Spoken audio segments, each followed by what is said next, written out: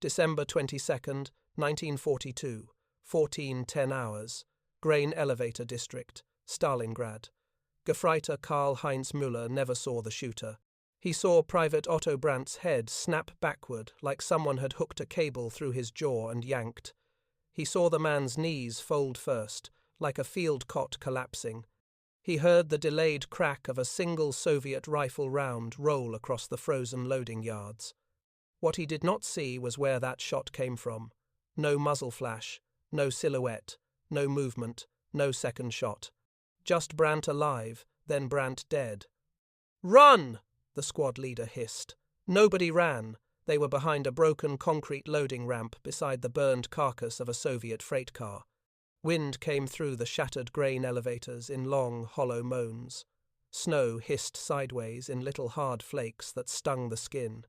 Somewhere deeper in the city, farther toward the Volga, mortars were thumping at a steady pace like a sick heartbeat. But here, right here, everything was still. Too still. Müller pressed his cheek against concrete so cold it felt wet. He tried to replay what he had just seen. The shot had come from above and left, maybe, but above them was nothing but jagged roof lines and skeletal beams. Left of them was an alley of blasted brick and twisted rails. There was no glint of a scope. No helmet, no movement in the rubble, nothing. This was not how war was supposed to look. Back in summer training, they had been shown diagrams. You saw the enemy saw you, both sides traded fire. You moved forward, you threw grenades, you took ground. It was violent, yes, but logical. Cause and effect. This was not logical. Brandt had not exposed himself. He had just lifted his head to speak, mouth open to shout something down the line, and then he was gone. "Hexenschuss," whispered one of the men. Witch shot. The word moved down the ruined siding like a current. They all knew it now, even if their officers called it superstition, and told them not to use it. Hexenschuss. A shot with no shooter. A kill with no hint of where it came from. The men said the Russians used mirrors. The men said the Russians had scopes that could see through walls. The men said the Russians had women who could wait in the snow for a whole day without moving, and you would never see them until you were already on the ground. The officers said nonsense. The men trusted their dead more than their officers. It had not been like this at the beginning. In June of 1941, when they crossed into Soviet territory, the German army had been a machine.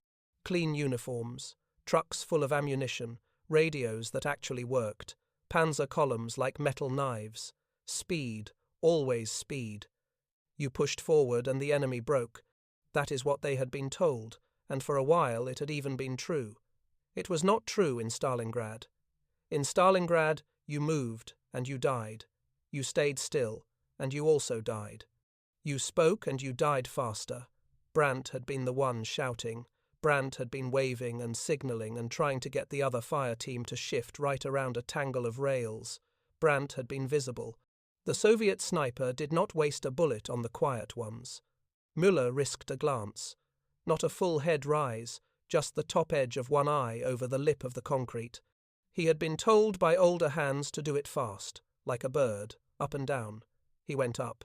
He came straight back down so hard his helmet clanged, because a second shot hit the exact spot where his eye had been, so close and so fast that he felt powdered concrete spray his face like sand.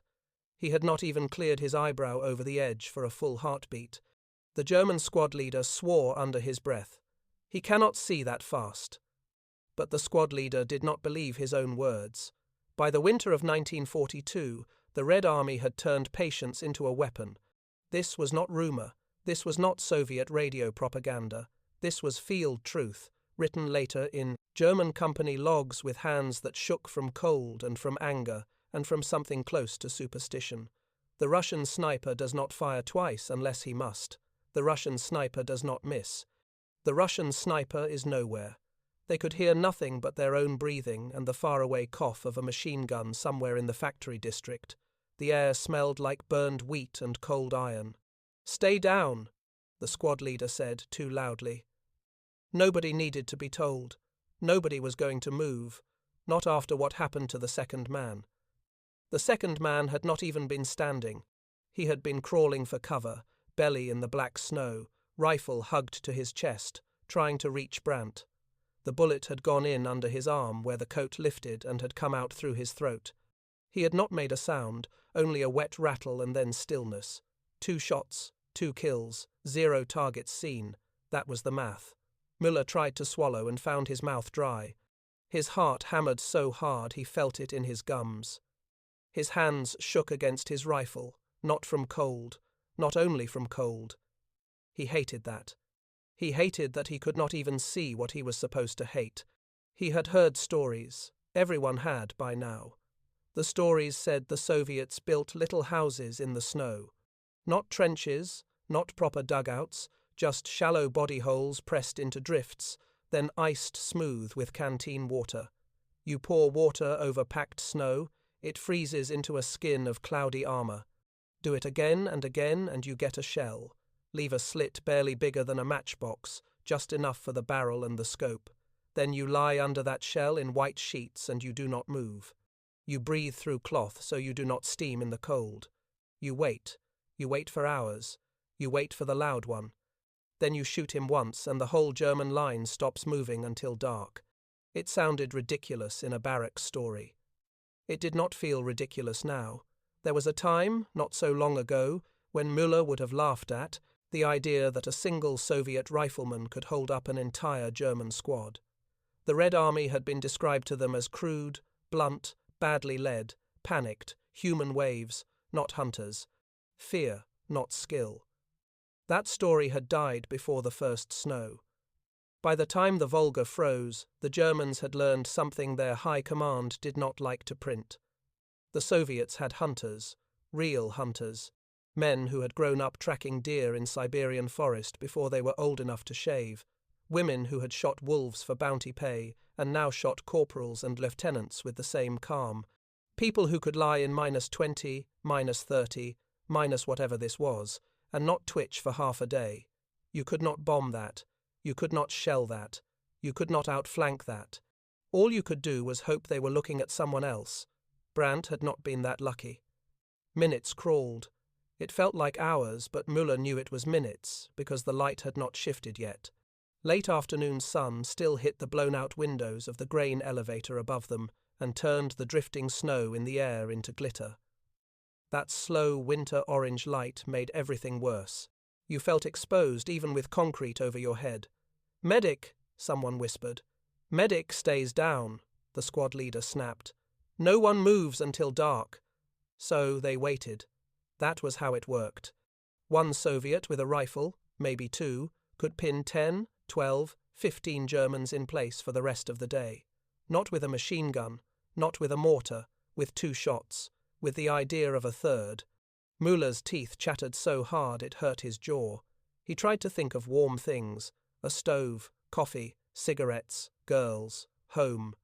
Anything but the body lying face down in the snow 5 meters away with steam still drifting faintly from the collar. He could not stop seeing the moment before it happened. Brandt turning his head, mouth open.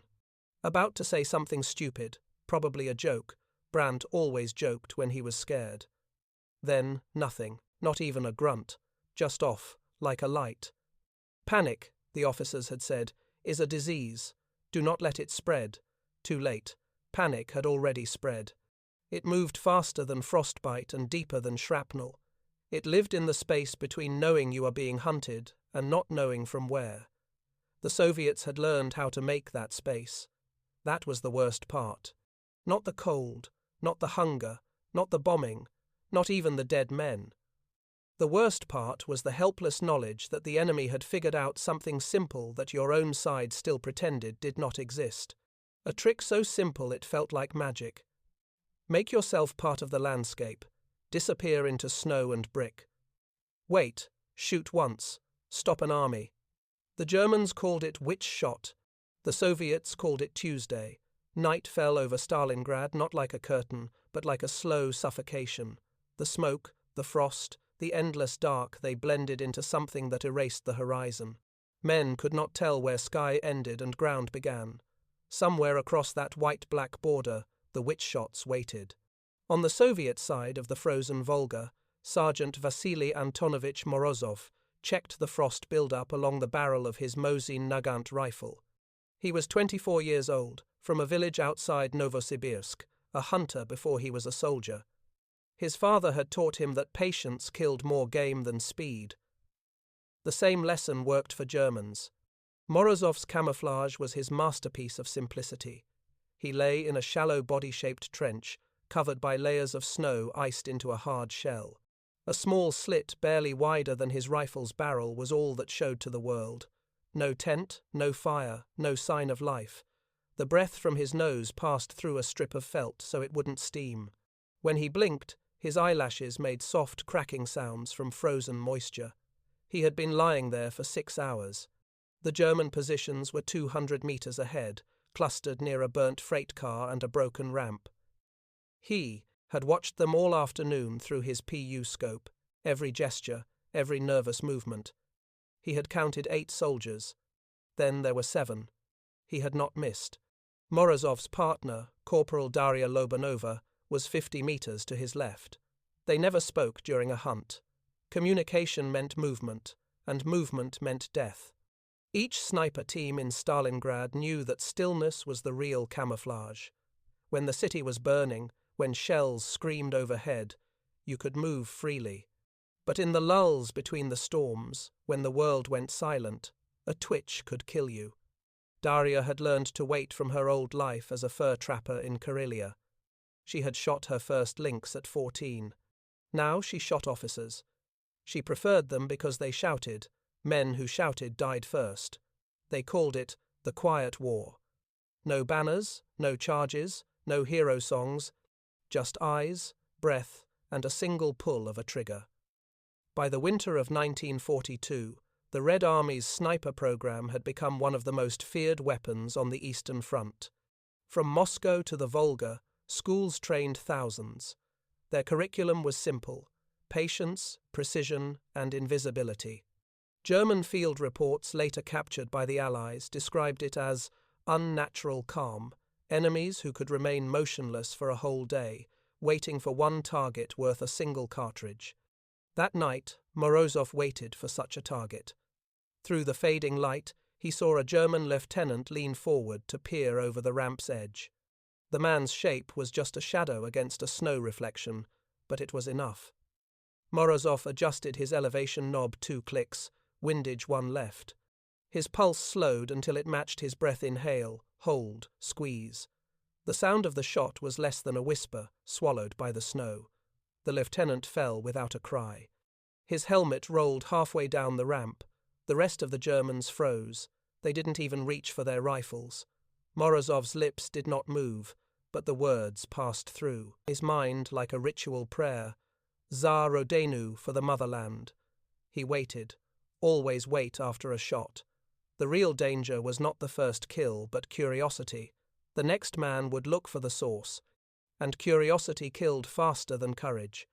20 minutes later, another German tried to crawl toward the fallen officer. Morozov let him reach halfway. Then he fired again. The second bullet hit the man square through the back. No movement after. Daria watched through her scope. She did not smile. She only murmured into her scarf, "Good wind today." For them, it was work. For the Germans, it was haunting. Across the ruins, fear built its own fortifications. German units refused to move in daylight. Officers ordered helmets painted white to match the snow, but it didn't help. Men whispered that the Soviets could see through frost and stone, that their bullets curved like spells. They began shooting at windows, chimneys, even shadows, wasting ammunition on ghosts. The Soviets never corrected their superstition. They encouraged it. At dawn, Morozov and Daria slipped away from their positions like smoke. They moved only in shadows, only when artillery fire masked their steps. Behind them, the German camp remained paralyzed men too afraid to lift their heads, the bodies of their comrades stiff in the snow. By mid-morning, the pair reached their forward post, a ruined bakery on the Soviet side, its ovens cold but still intact. There, they logged their kills in a small notebook. 2 confirmed. No counterfire. Ammunition used, 2 rounds. Daria blew on her hands to thaw them. You think they'll ever learn? She asked quietly. Morozov shrugged. Maybe. But by the time they do, they'll all be dead. That was the secret. The trick so simple, the Germans called it magic. They didn't vanish into the snow. They became it. By January of 1943, the Germans had begun calling them the ghosts of Stalingrad. They were not soldiers in the ordinary sense. They were lessons in humility written in frost and blood. The Soviets had turned winter itself into a weapon, silent, patient, unrelenting. The trick, the one that the Germans whispered about in terror, was not magic at all. It was physics. It was patience. It was the simple science of snow, light, and stillness.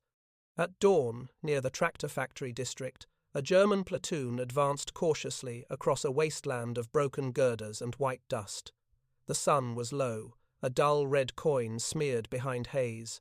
The men moved in short bursts, 2 steps, crouch, 2 steps, crouch, trying to mimic what little training manuals still claimed worked against Soviet snipers. None of it mattered, because somewhere ahead, under a sheet of crusted snow, Senior Sergeant Lyudmila Stepanova was already waiting. She had been there since midnight. Her rifle, an old Mosin Nagant with a PU scope scratched and darkened with soot, was frozen to the colour of the ice. Her body was wrapped in white cloth stitched from hospital bandages, her face blackened under the eyes to kill the shine. Around her position she had built what looked like a random snow mound.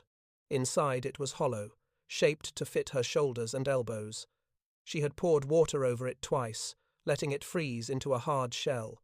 From 10 meters away, it looked like nothing at all, just another lump of wind-packed snow. Lyudmila breathed through a straw pressed into the surface. Each breath left no vapor. That was the secret. Not invisibility, not magic, just control of breath and patience. She could lie unmoving for 6 hours, sometimes more. The hardest part wasn't the cold. It was not thinking about time. When you started counting minutes, you moved. When you moved, you died. At 8:30, the Germans appeared. 8 of them, walking in a staggered line, their grey coats whitewashed with chalk. They looked cautious. They had learned something since the autumn, but not enough. Lyudmila waited until she saw the officer. She could tell by the small map case under his arm, by the way the others glanced toward him. Officers always looked a little too confident.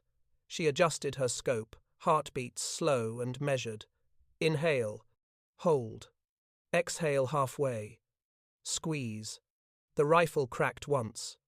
The officer folded forward, face first into the snow.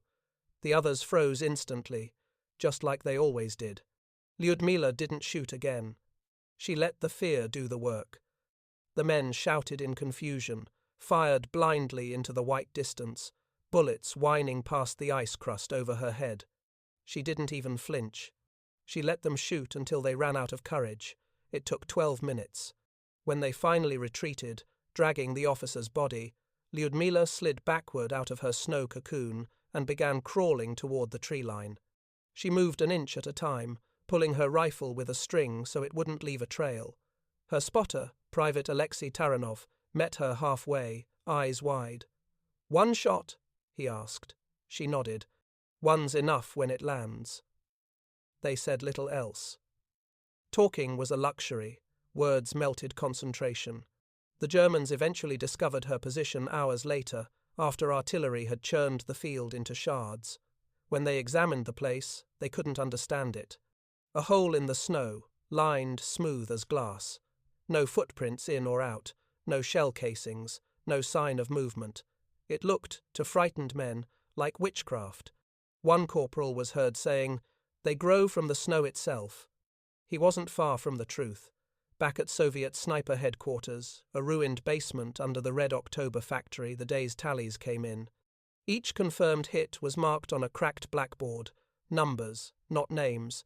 The goal wasn't glory, it was control of fear. Comrade Stepanova, one confirmed. Read the officer.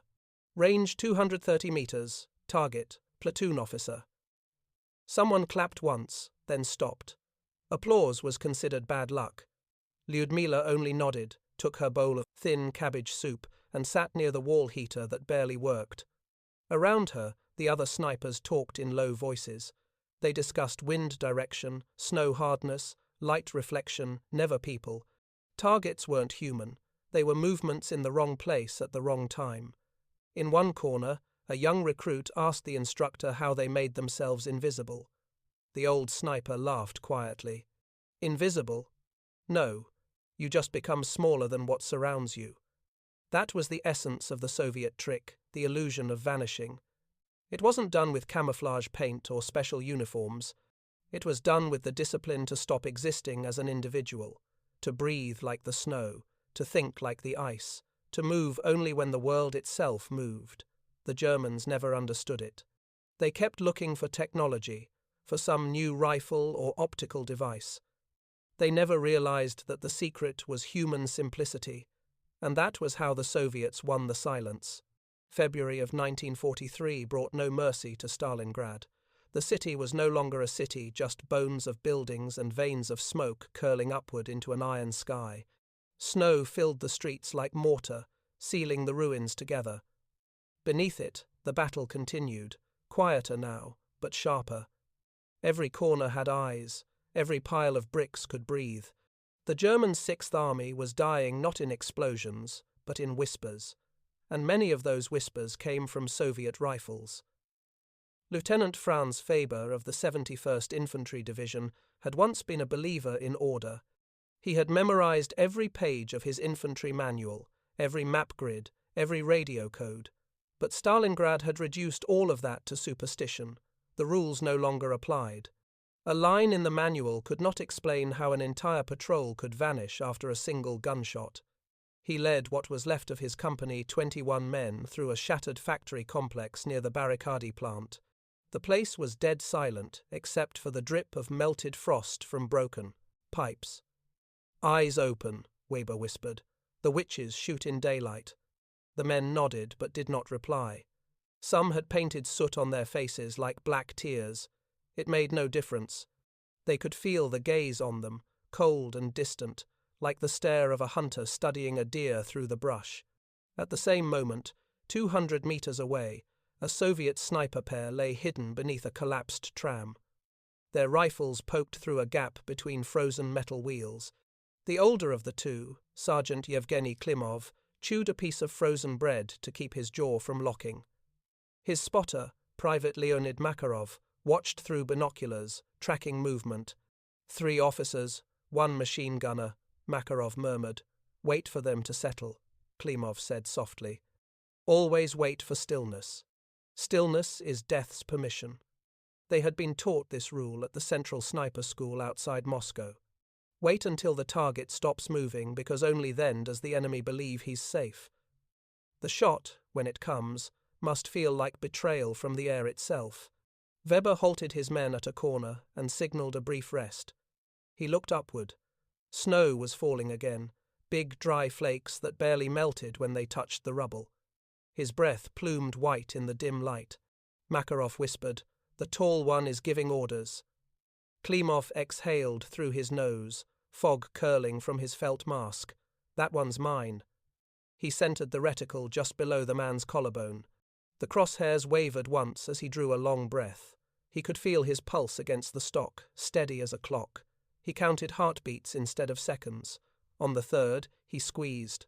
The shot came like a whisper through glass. Weber never heard it. One moment he was pointing toward a stairwell.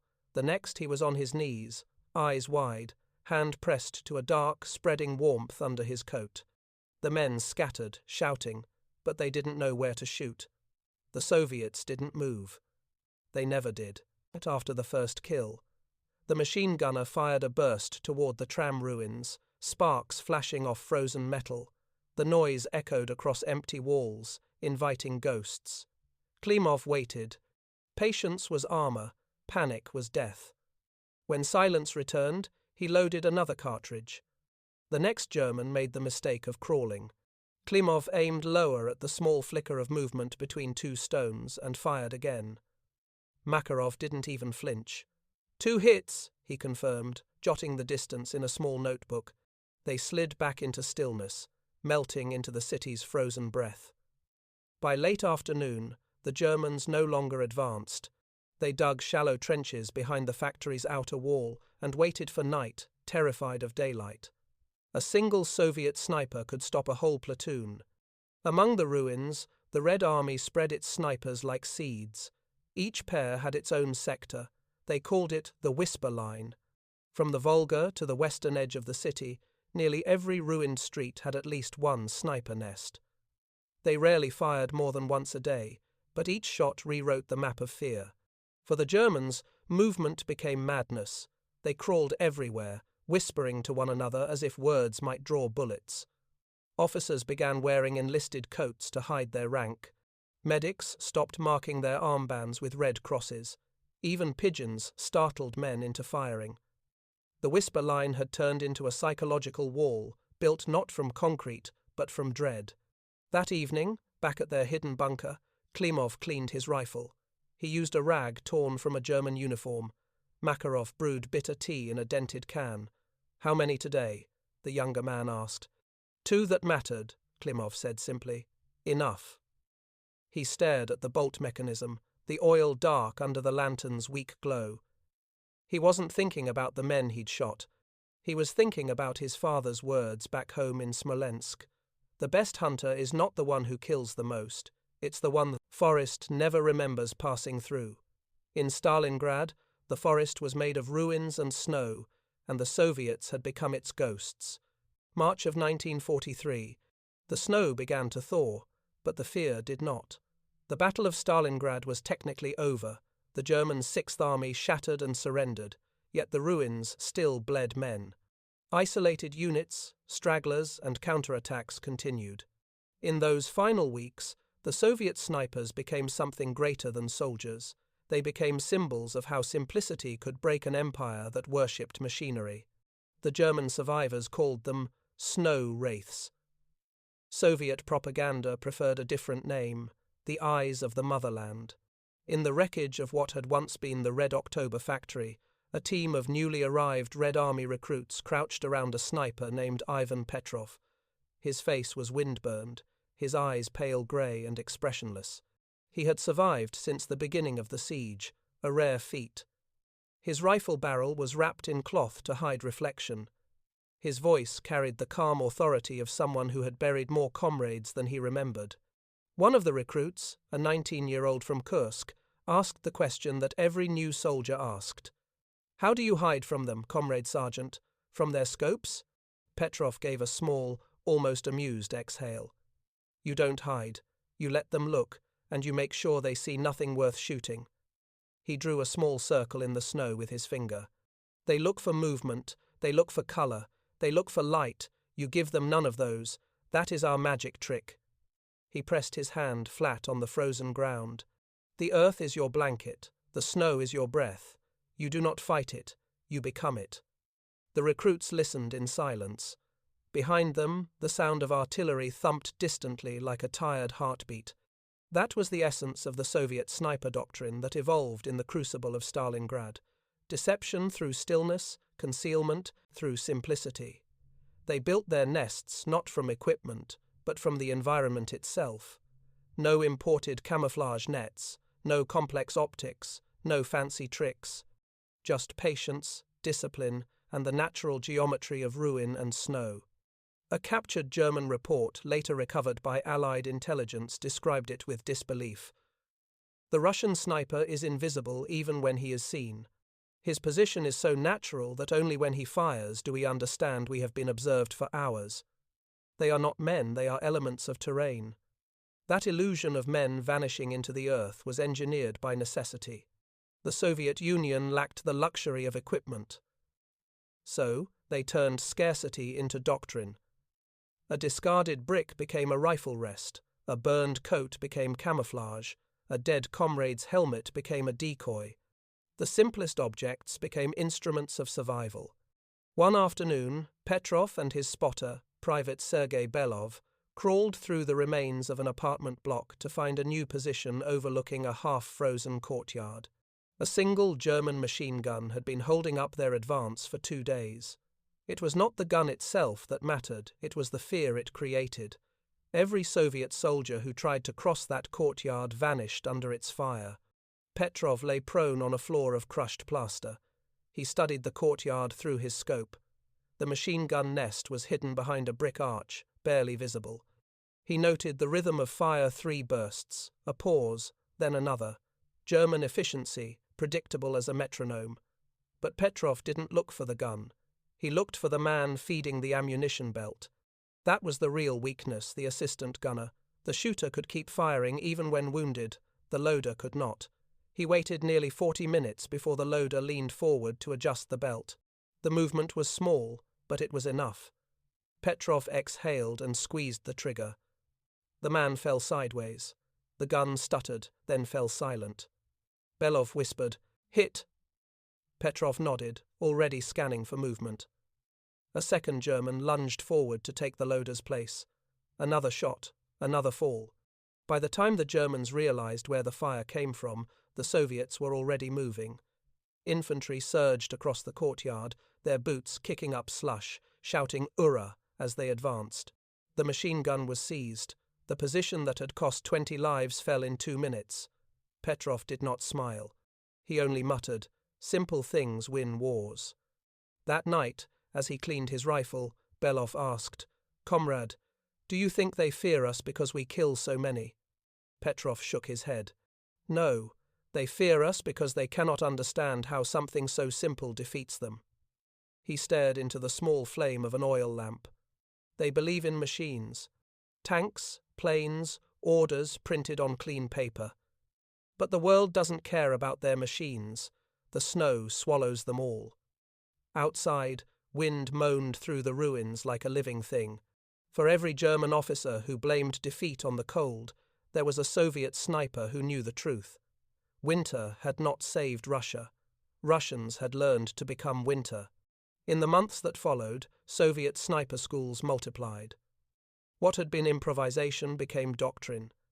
They studied light angles, reflection from ice, and breath temperature at various distances. They learned to build decoy positions, logs shaped like rifles, helmets propped on sticks to lure out impatient German marksmen. To outsiders, it looked like magic. To the Soviets, it was just discipline. The real weapon was not the rifle. It was the ability to do nothing for hours, to be invisible, not through tricks, but through obedience to silence. By April, as the thaw turned the snow to mud, the last pockets of German resistance around Stalingrad crumbled. Petrov was reassigned north to teach new recruits. When he left the ruins, he looked back once. The city was unrecognizable, broken, blackened, but alive. He whispered to himself, "The snow will melt, but our ghosts will stay." And they did. The German officers who survived Stalingrad would speak of the snipers for the rest of their lives, not as enemies, but as nightmares.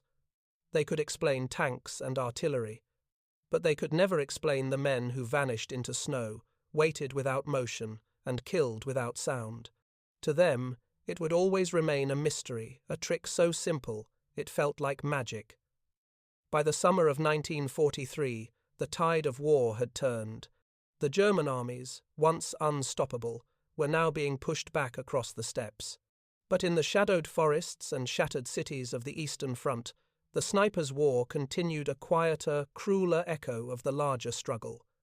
To most soldiers, the sniper's bullet was a matter of luck or fate, but to those who fought in the ruins of Stalingrad, it had become something else, a lesson.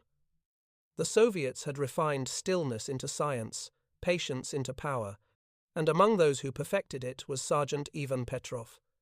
He had been transferred from Stalingrad to the Bryansk sector, dense woods, deep snowdrifts, and long horizons.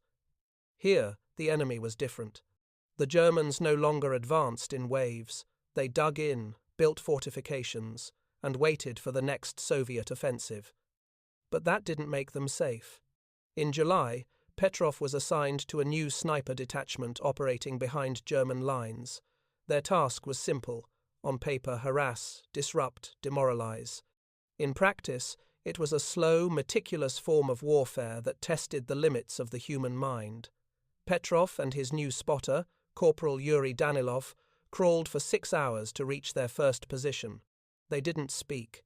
Every movement was deliberate, every sound considered. A branch snapping underfoot could mean death.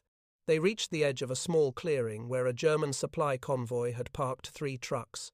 Soldiers smoked cigarettes, laughing softly, unaware that death was now among them. Petrov scanned the area through his scope.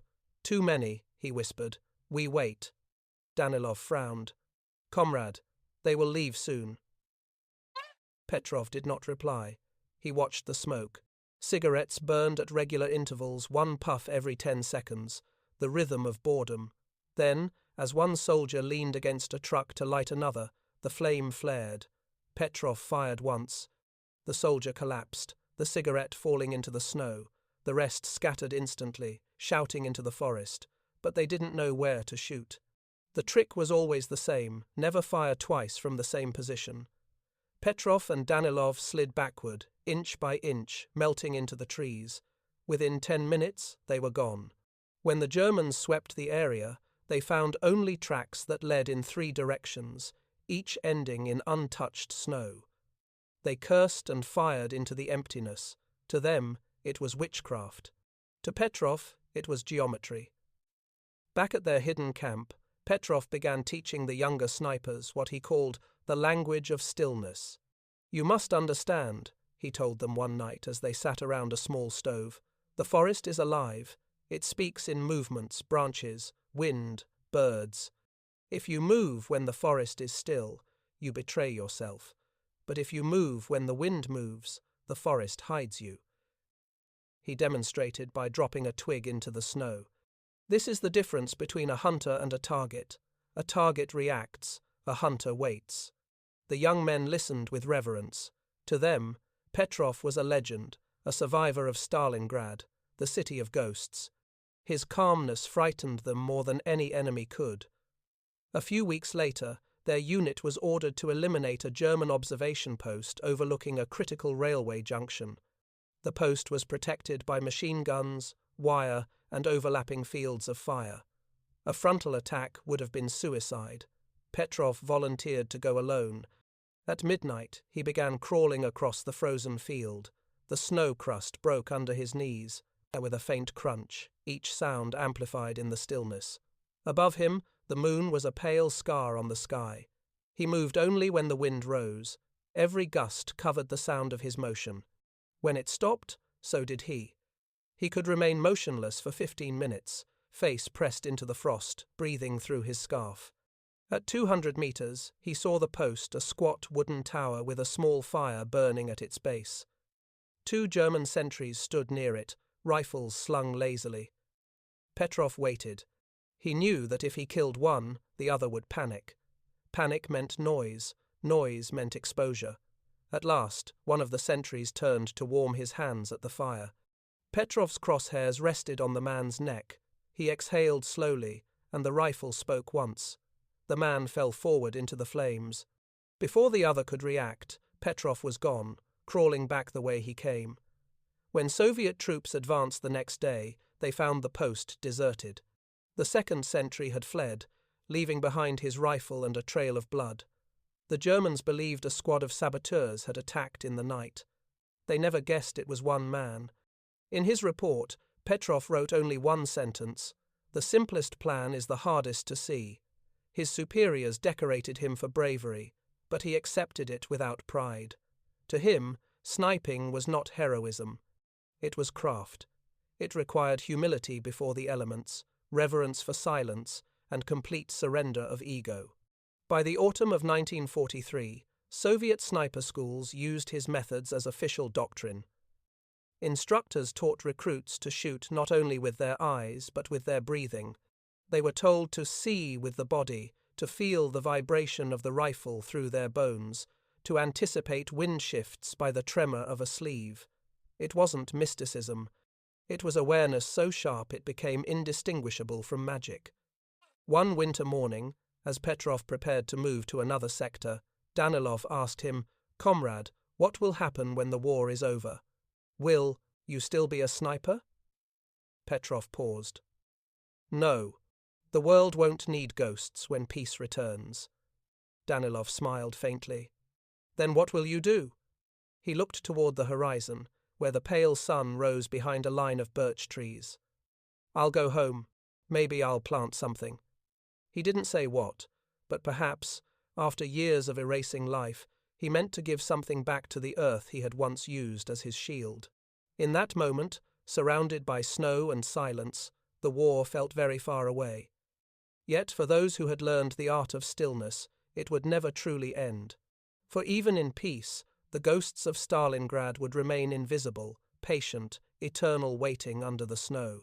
By November of 1943, the front lines had moved west, away from the ruined carcass of Stalingrad, but the legend of the Soviet sniper had already crossed continents. German field reports now listed sniper activity as one of the top 3 causes of infantry casualties on the Eastern Front. Yet the men themselves, those who lay silent in fields, forests, and ruins, remained invisible even in the minds of their own comrades. To outsiders, their skill seemed supernatural. To those who practiced it, it was still only craft refined, cruel, and precise.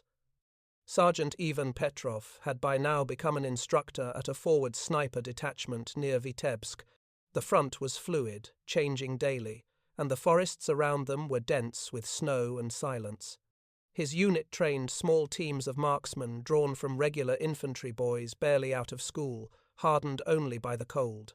Every morning, Petrov would walk among them, his rifle slung loosely on his shoulder, speaking in a voice just loud enough to carry. "You think your weapon is this," he would say, tapping the rifle's wooden stock, "but it is not. Your real weapon is what the enemy cannot see the space between when he thinks he is safe and when you take that from him." He paused, kneeling beside a mound of snow. "The Germans believe in steel, we believe in silence." Then he would show them the trick that had made Soviet snipers into phantoms. It was called the decoy nest. A sniper never built one position. He built 2, one false, one true. The false nest was crude, obvious, and deliberate. A small mound of snow, a few branches arranged too neatly, a glint of glass placed to imitate a scope. It existed for one purpose to be found. When German counter-snipers fired at it, the flash of their rifles betrayed their location. The real sniper, lying 50 meters to the side, would wait for that single mistake. One pull of the trigger, and the duel was over.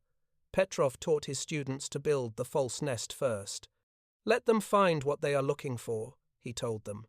"They will always believe the world matches their expectations. That belief is their death." The Germans, who prided themselves on logic, never suspected the simplicity of the trick. They sent scouts, artillery, even aircraft to eliminate sniper positions. Each time they did, the Soviets shifted like water, leaving behind nothing but frozen corpses and empty snow holes. By the time the truth was discovered, the pattern had already spread across the entire front. In mid-December, Petrov's detachment was ordered to hold a section of railway near Gorodok. The Germans had been pushing hard to reopen the supply lines, and reconnaissance planes had reported several machine gun nests controlling the approaches. Petrov selected his best student, a quiet young sniper named Nina Volkova, to accompany him. It was rare for a woman to be in a forward position, but the Red Army had learned the value of female sharpshooters. They were calm, methodical, less prone to impatience. And Volkova was exceptional. They reached the railway embankment before dawn, crawling through black frost and brittle grass. Petrov carried his long Mosin Nagant wrapped in cloth. Volkova carried binoculars and a trench spade. The temperature was 20 below freezing. Breath crystallized instantly. At 400 meters, Petrov stopped. "This is good," he said. "We build here." Volkova began digging shallow depressions in the snow, careful to scatter the excess so it left no distinct pile. Petrov shaped a decoy mound 10 meters away, using a broken shovel handle as a mock barrel. He even sprinkled ash on top to mimic the soot left by rifle fire. Then they waited. At sunrise, the first German sentry appeared on the opposite ridge, scanning with field glasses. Petrov watched through his scope. The sentry hesitated, raised his rifle, and fired straight into the decoy. The bullet struck with a faint puff of snow. Petrov's finger tightened. His shot came a heartbeat later. The sentry dropped soundlessly. Volkova smiled faintly. He aimed exactly where you wanted. Petrov nodded. They always do. They stayed in that position for 6 hours, unmoving, while German reinforcements arrived. By afternoon, artillery began pounding the ridge. Each explosion sent snow cascading from the trees, yet the pair remained undetected. When night fell, they slipped away, leaving both the decoy and the bodies behind. By morning, Soviet infantry advanced and found the position abandoned. Petrov's report listed 7 confirmed kills. But what mattered more was what the Germans reported. Enemy sniper battalion active in sector, multiple firing points, impossible to locate. Recommend artillery saturation. There had been only 2 of them. That winter, German command began issuing leaflets warning soldiers about phantom snipers. Some even claimed the Russians used invisible cloaks or chemical sprays to hide heat signatures.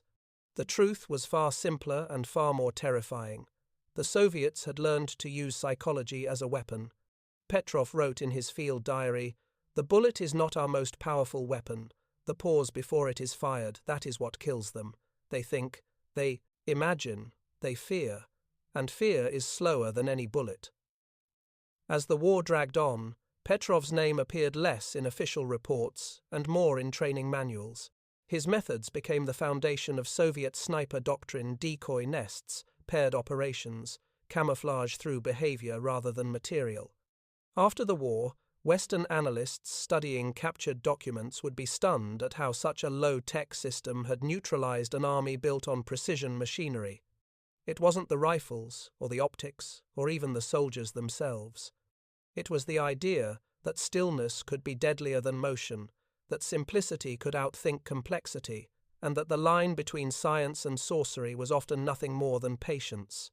The Germans had called it magic, the Soviets called it logic frozen into silence, and as the snow fell again over the endless Russian plain, it was hard to tell which one was closer to the truth. By January of 1944, the snows had returned thicker than ever. The Eastern Front was a white labyrinth stretching from the Baltic to the Black Sea. Every tree, every ruin, every frozen ditch could hide a rifle barrel. The Germans, exhausted and bleeding from years of retreat, now feared the silence of the Russian winter more than its storms. In that silence, one man became legend even among legends: Senior Sergeant Ivan Petrov, known among his men as the man who waited 3 days. It began outside the town of Vitebsk. The Germans had fortified a key supply depot at the edge of the forest. The depot was ringed by machine guns, watchtowers, and spotlights that swept across the snow every few seconds. Each time Soviet scouts tried to approach, they were cut down. The command post decided the position could only be breached if the main tower was silenced. The mission went to Petrov.